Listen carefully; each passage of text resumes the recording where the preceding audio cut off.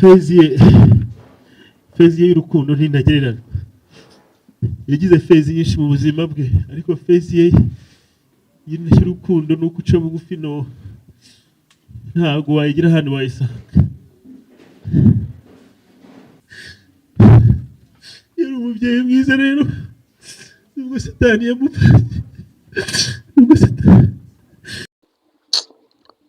Gazi rero ni ugukomeza kwihangana, ni ibibazo biteye ubwoba cyane, aho twumvise amakuru mabi cyane, amakuru y'incamugongo, amakuru ateye ubwoba, amakuru y'imboneka hamwe, amakuru mabi cyane.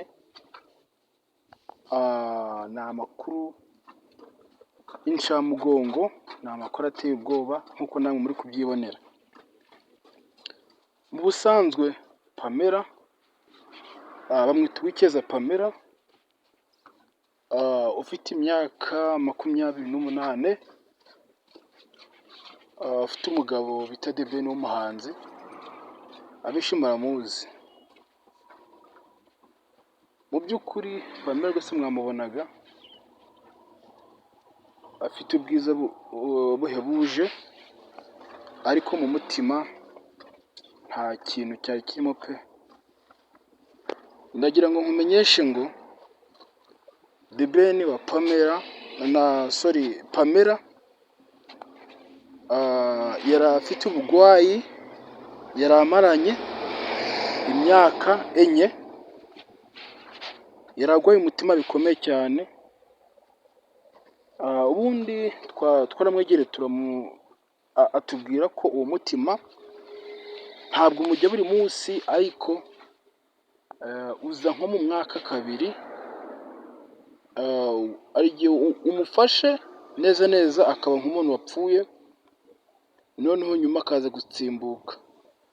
None ubu ngubu tumenye amakuru ko umutima umufashe birangiye, kandi urabizi ko umutima, buriya iyo urwaye umutima uba urwaye indwara mbi cyane, kuko umutima ni wo ugufasha guhumeka, ni wo ugufasha mu buzima busanzwe. Ni ukuvuga ngo umutima ni nka moteri y'umuntu, kandi urabizi n'ikinyabiziga moteri ipfuye biba ngombwa ko ikinyabiziga kitava aho kiri. Rero ni umuntu, uriya umutima we niwo moteri ye. Uri kumva ko ibintu biteye ubwoba cyane.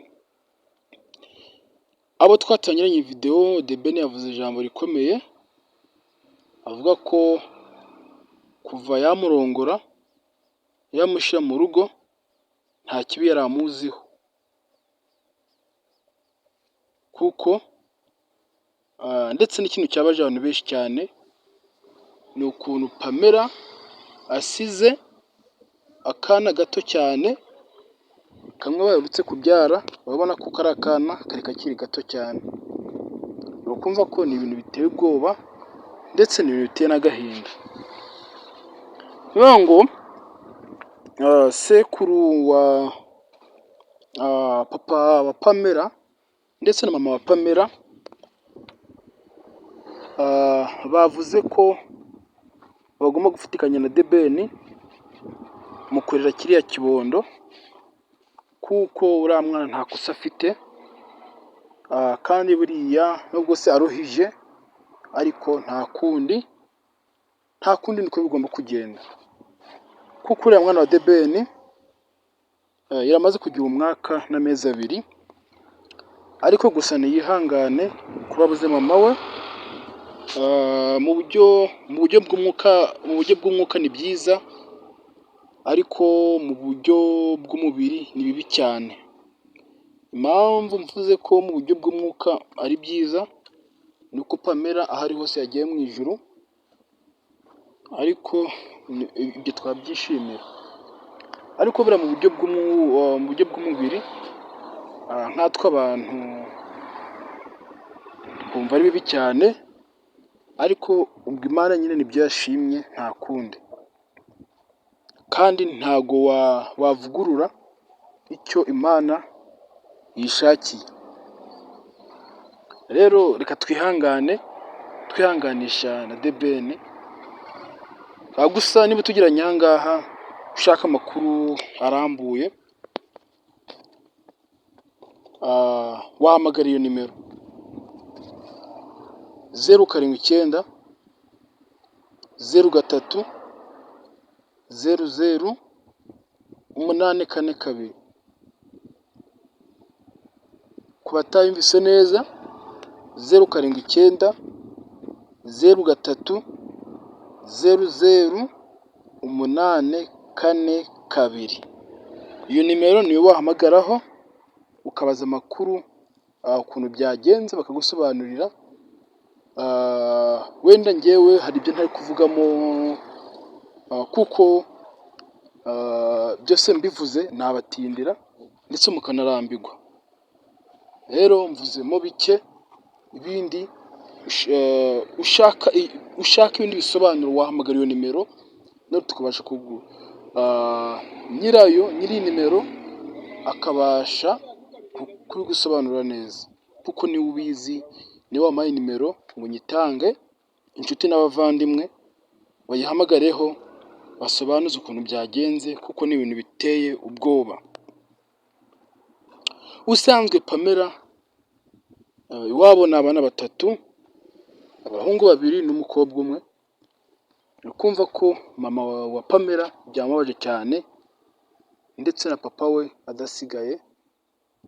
Byababaje abantu benshi cyane kumva ngo Pamela yitabye Imana.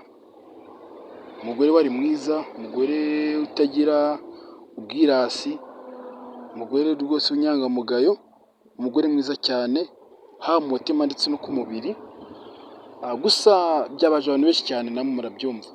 Aya makuru ntabwo arasakara hose, ariko mu kanya gato muraza kubona kuri YouTube ko ariyo makuru ahari. Rero nkababwira ngo mukomeze mwihangane, Imana iramurinda mu rugendo rwe kugira ngo agere mu ijuru amahoro. Gusa twebwe tumwifuriza ijuru, ntabwo tumwifuriza kujya hari ahantu ikuzimu, ahubwo twebwe icyo tumwifuriza ni ukujya mu ijuru. Twebwe nk'abantu icyo dushoboye, kuko ntitwamuzura ngo bikunde. None icyo Imana yashatse ntawagitandukanya cyangwa se ntawakibuza, kuko Imana niyo muremyi wa byose, ndetse turi abantu bayo, igomba idukoresha icyo ishaka. Twe ntabwo dukora icyo dushaka, ahubwo yo niyo iduhitiramo icyo dukora, ndetse niyo iduhitiramo n'ikidukwiye. Murakoze cyane rero kuba mwumvise aya makuru. Gusa mwandike komenti muduhumuriza, kugira ngo tubashe kugarura agatima, kuko amarira ni menshi cyane. Umutima wacu ugiye gusandara kubera amarira. Mbaye mbashimiye. Niba utarakora subscribe rero ikore, kugira ngo mu kanya tuza gushyira ahandi makuru uze kuyabona. Subscribe ni kimaze, nta zindi nyungu tubashakamo, ni kugira ngo mujye mukurikirana amakuru agezweho, cyangwa se amakuru ya nyayo, amakuru atari ibinyoma. Bye bye. Gusa urashaka kuza kumuherekeza, yahamagara ya nimero bakamurangira ahantu agomba kuba ari, kugira ngo tubashe guherekeza Pamela wacu. Murakoze.